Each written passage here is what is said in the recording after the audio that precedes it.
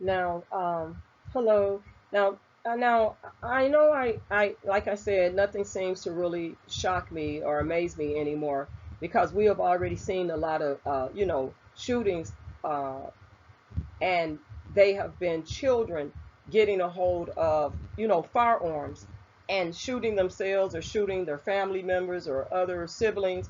And so this is a case out of San Pedro. It's a case out of San Pedro where a case out of San Pedro where a 15-year-old was arrested for a double shooting. Now, it says that on Wednesday said that a 15-year-old girl was arrested in the shooting of a 19-year-old woman and a 13-year-old boy in San Pedro. The shooting was reported at 11:55 p.m. on August 23rd in the area of Mesa and First Streets, east of Pacific Avenue. Investigators later learned the shooting occurred during an altercation with the suspect and the 19-year-old victim, according to the Los Angeles Police Department. So this was out of San Pedro, California, and it happened on August 23rd, according to the article. And so the report is now just getting to the mainstream media here. But anyway, nowadays you have younger people, they are going up against older people because this is a 15-year-old going up against a 19-year-old.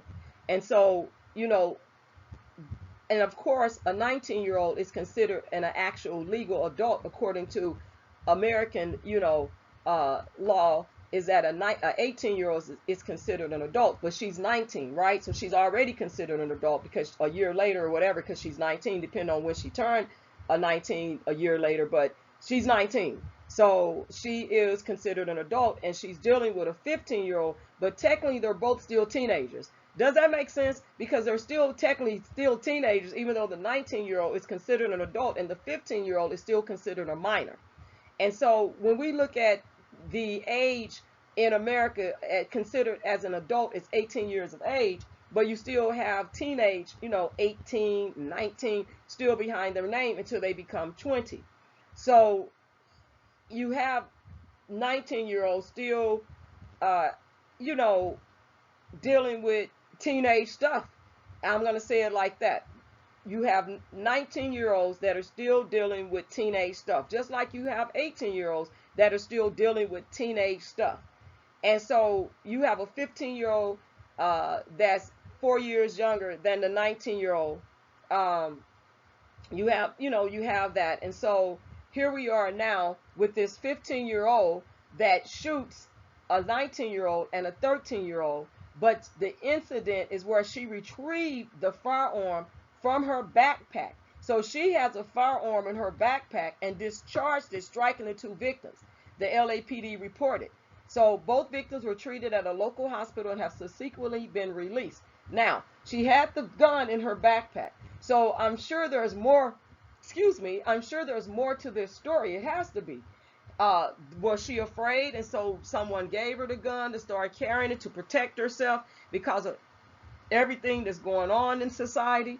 Uh, where was this? Like, where like, I don't mean where, but the questions are like, does she have to travel on a bus to get to school and back? Does she have to travel by foot to get to school or back? Because this 15-year-old should be in school. And if she has a backpack, then I would take it that she, probably is currently in school. And now she's now in custody in the juvenile detention center. But however, what would make her carry a gun to the extent of carrying the gun? Does that make sense? Like, we understand why people want to carry guns now, and but what prompted her to want to carry this gun like that and have it in her backpack, have it on person? What would prompt her to want to do that? Was she being bullied? Was she just feared for her life?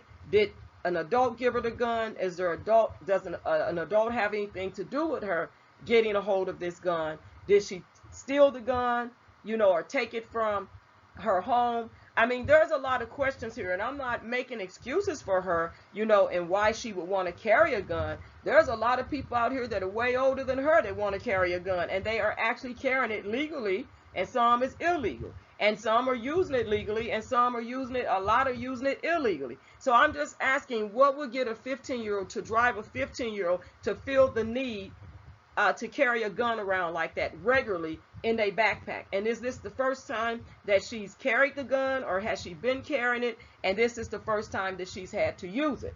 You see what I'm saying? So the suspect fled the scene following the shooting. So she got ghost for that minute. She got ghost. She fled the scene after the shooting. And so though LAPD detectives were able to discern, her identity after reviewing surveillance footage from the area and interviewing witnesses, police said. So she actually was identified from some surveillance footage. So obviously whatever area they were in, there were some cameras there, some surveillance footage that were able to identify her. Plus there was witnesses involved that were able to speak with the police. Okay, so the suspect was located on Tuesday and arrested, though her name was not released. So the shooting happened on August 23rd, but Tuesday, what was this week, so they just arrested her because they were just able to locate her, so they arrested her. So her name was not released, of course, because she is a minor, still considered a minor at 15 years of age. She was booked on suspicion of assault. Suspicion, because everything is alleged until until it goes through the process, of course. So she was booked on suspicion of assault with a firearm and is being held at Central Juvenile Hall. Now, they're asking for anyone with information on the shooting was asked to contact the LAPD Detective Chris Lindbergh, and they have a phone number. And you can also remain anonymous. They have an anonymous tip can be called in to Crime Stoppers, and there's a phone number there if you know anything about it, or you can submit, what you know legitimately, not made up stuff, of course, because some people just want to get fame and fortune, but to submit what you know to lacrimestoppers.org. And the thing is this is really sad because we really don't know why this 15-year-old had the gun in her backpack, except for whatever, common reasons we would think: scared, bullying, but it could be a whole different ball game. And the fact is that she felt she had to use this gun. And not only that, what about the people that she, not the 13-year-old, well, I'm not going to say that. Let me take that back. What reason did she feel she have to use it on them? And did she feel they gave her a reason? I'll say it like that because I'm not here to victim shame anyone. And I'm glad that the two people that were shot, the 19 and 13-year-old, are okay, and they have been released from the hospital. I'm thankful no one lost their life in this shooting because it could have went a whole different way. But what I am saying is we know there's always more than one side to a story. There's my side, their side. And when I say my, I'm talking about the person, my side, their side, and then there's the God-given side, the God-given truth of what transpired. And is this something where she knew the victims? Did she know them? Had this been an ongoing dispute? Was the 19-year-old protecting the 13-year-old? Did they know each other? So there's a lot of questions that have to be answered. And when we look at this whole thing, we do need to we need to be able to,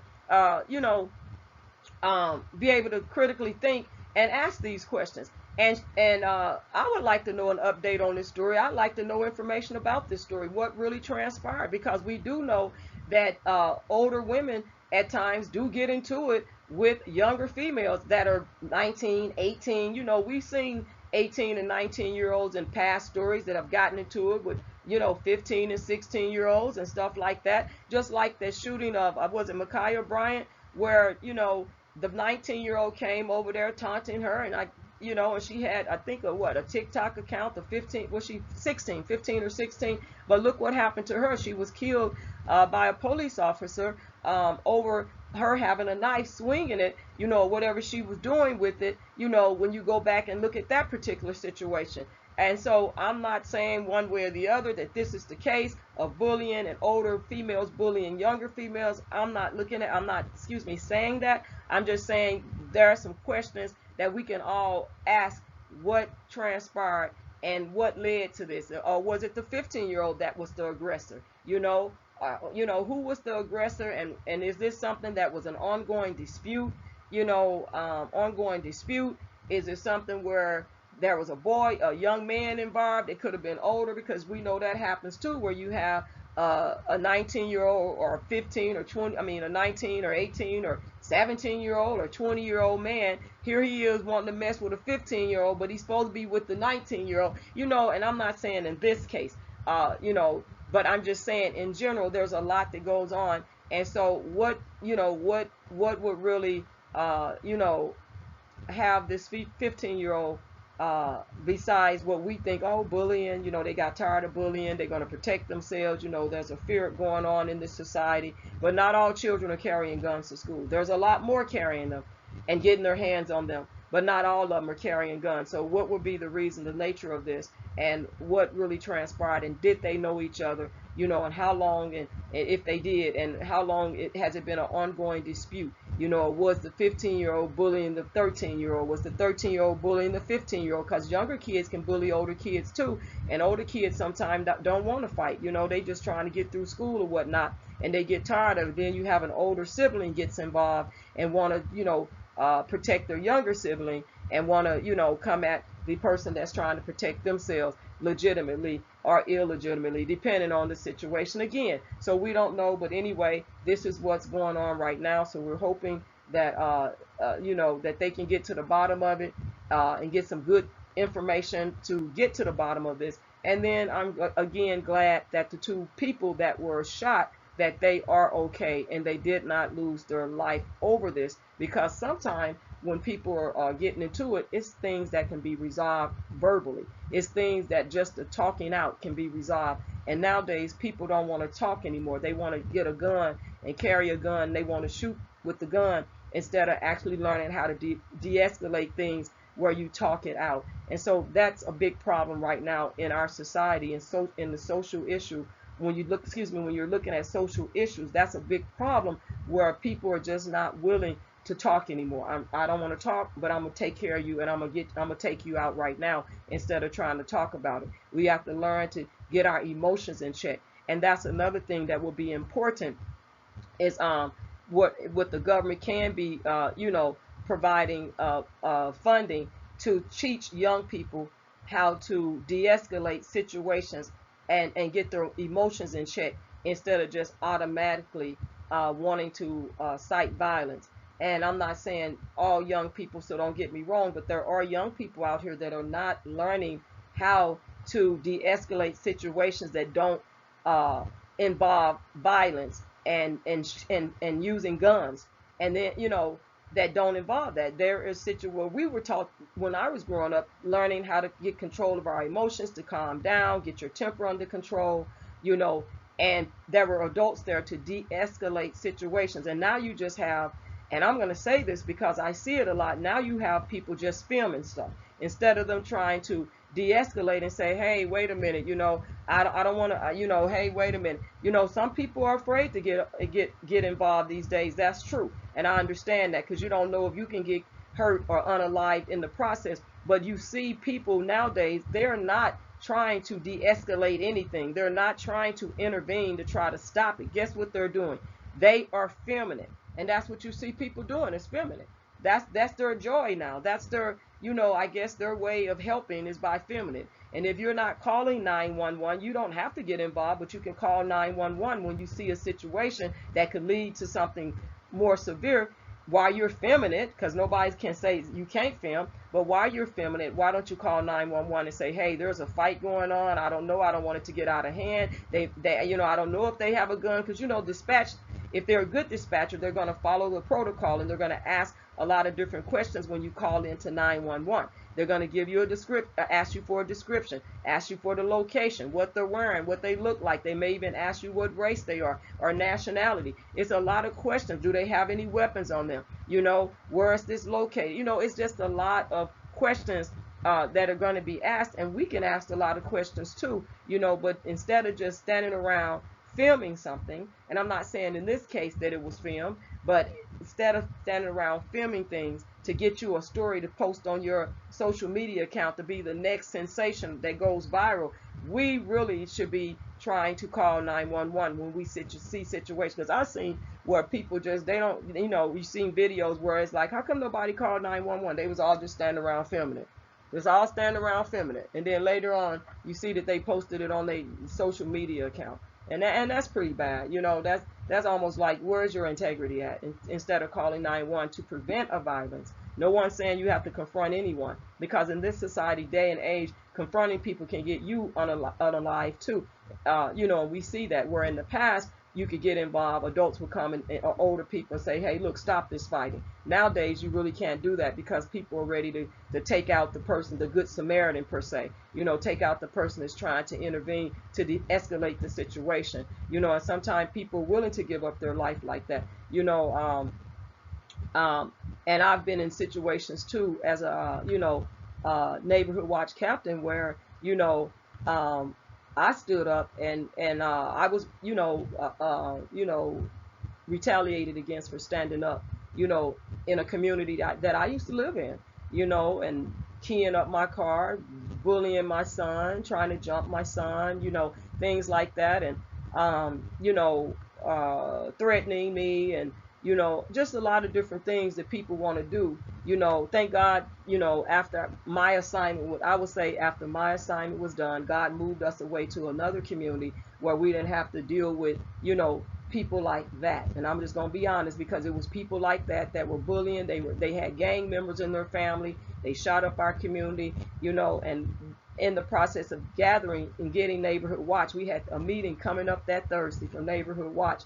And so, when you out there boots on the ground, it's a lot going on, and it can become dangerous. And I can tell you, my mom was very fearful of my life, and and because she said, I don't want you to get killed, trying to do the right thing, trying to, be a beacon for your community, a beacon for what the community that you live in, and things like that. And sometimes we have to stand and take a stand. And I thank God each and every day that He's protected me while I've had boots on the ground. And I'm going to say that because there are times that, like in this day in society, you can't really confront people. And, even being in Neighborhood Watch, the best thing is to, get the information. Don't confront them, get the information and report them. That's how you do those things. And that way you are not putting yourself in immediate danger or imminent danger for somebody to take you out or to harm you. Because it is no sense in getting into shouting matches with people back and forth. Do you have a right to protect yourself? Absolutely.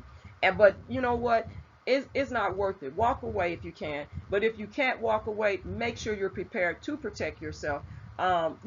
Because sometimes people attack you for no reason, and sometimes people don't like you because you're speaking something. You may not even be talking to them, and you're not being hostile. You're not being, having violent speech. You're just speaking about some things, and then somebody wants to add their 2 cents in it, have nothing to do with your conversation. You may not even know that person, and here they come wanting to attack you when you say, you know what, I don't want to get into that conversation. I don't want to talk to you. And that happened to me not too long ago too. And I told the guy, I don't want to talk about that. That's not something that I need to be discussing. And it was actually something that he wanted to say, very vulgar, about, the military and how they don't care, this and that. And, he wanted to start going in, about they don't care. And I said, sir, I really don't want to talk about that. And he tried to attack me.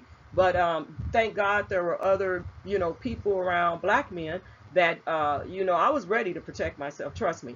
But they got involved, and I stepped back, because now black men are stepping up. And this is a real story. I'm not making it up. And these 2 guys said, no, brother, you're not getting ready to do nothing to her. And then I guess where he tried to steal after that, and some other guy that we didn't even know had anything that was listening actually got in a fight and beat him up. And I found out later, someone asked me about it and asked if I knew about it, and I said yes. And they said, oh yeah, my coworker was telling me about it, and he was, that guy that got in the fight was protecting you because he started it. He was talking about the other guy that started it with me, all because I didn't want to have a conversation with him about something that I wasn't going to do that. And see, this is what I'm saying. These people, you don't know where these people are coming from, what their mentality, their mental state is.